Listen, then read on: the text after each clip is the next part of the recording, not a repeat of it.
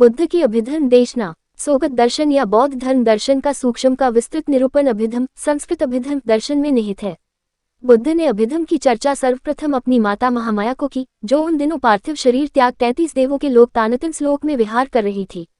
अभिधर्म की देशना में उन्हें 3 महीने लगे थे। प्रत्येक दिन वे अपनी माता को गूढ़ उपदेश देते और फिर पृथ्वी लोक में उत्तर अनोत्तर सरोवर में उत्तर सारिपुत्र संस्कृत शारिपुत्र को उन्हीं देशनाओं को स्मरण योग्य छंद बद्धकर पुनः सुनाते। सारिपुत्र उन छंदों का 500 विशिष्ट भिक्षुओं के साथ संगायन करते थे। वे सारे ही विशिष्ट भिक्षु अरहत बने।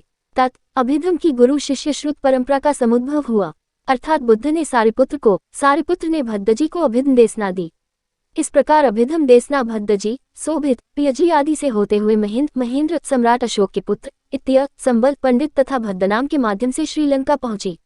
तत् म्यांमार, थाईलैंड, कंबोडिया आदि देशों में अति गौरव को प्राप्त हुई, जहां आज भी इसका इतना आदर होता है जितना हिंदुओं के द्वारा ऋग्वेद का, मुसलमानों के द्वारा कुरान का तथा ईसाइयों के द्वारा बाइबल का।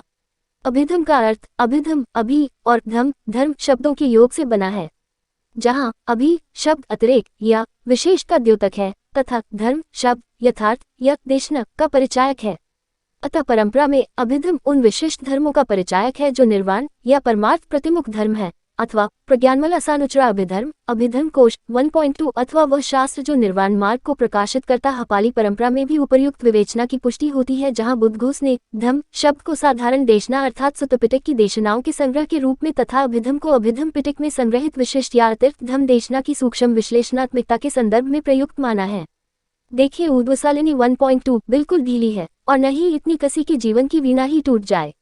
बुद्ध ने तब उन्हें प्रतिचिस्मुदाद के दर्शन की देशना दी। यह दर्शन यह दर्शाता है कि प्रत्येक सांसारिक घटना किसी अन्य घटना पर निर्भर होती है। दूसरे शब्दों में यह कहा जा सकता है कि प्रत्येक घटना की निष्पत्ति किसी अन्य घटना पर निर्भर है। अतः दुख अर्थात वृद्धावस्था, रोग, मृत्यु आदि का होना जन्म पर निर्भर करता है, जन्म भव पर, भव उपादान या ग्रहण करने की प्रवृत्ति पर, वेदना सन्निकष फस पर, सन्निकष 6 ज्ञानेंद्रियों पर, नाम रूप विज्ञान चित्त पर और चित्त अज्ञान अविद्या पर निर्भर करता है। अतः अज्ञान ही दुख का मूल कारण है तथा अज्ञान नष्ट कर निर्मल चित्त का निर्माण ही धर्म चक्र प्रवर्तन का सार है। विमल चित्त का प्रादुर्भाव केवल कुशल कर्मों के विकास से संभव है, जिनके मूल त्याग, अलोप, प्रेम, अंदोष और ज्ञान अमोह हैं। अतः बुद्ध का धर्म के जिस चक्र को चलायमान किया है वे मूलतः त्याग, प्रेम और ज्ञान की शिक्षा देता है। यही चक्र भारतीय ध्वज पर भी अंकित है और भारत गणराज्य की त्याग, प्रेम और ज्ञान के प्रति की गई वचनबद्धता का प्रतीक है। चूंकि अशोककालीन सारनाथ के सिंह स्तंभ पर यह चक्र उत्कीर्ण गई है, इसलिए आज इस चक्र को अशोक चक्र के नाम से जाना जाता है।